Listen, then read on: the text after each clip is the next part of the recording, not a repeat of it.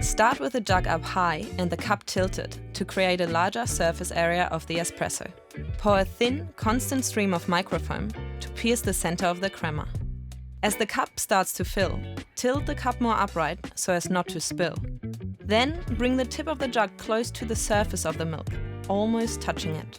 At this point, a white dot will start to appear. Pause, then pour again, very close to the surface. Repeat 2 to 3 more times, creating arcs.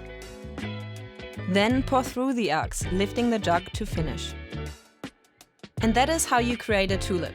Now for the rosetta. Start with the jug up high and the cup tilted to create a larger surface area of the espresso. Pour a thin, constant stream of microfoam to pierce the center of the crema.